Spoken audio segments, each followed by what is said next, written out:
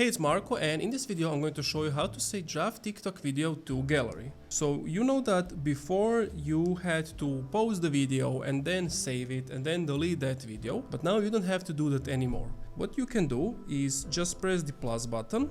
Let's just record a video, it doesn't matter. And you see that we have download button on the right side. If I click on that, save to album.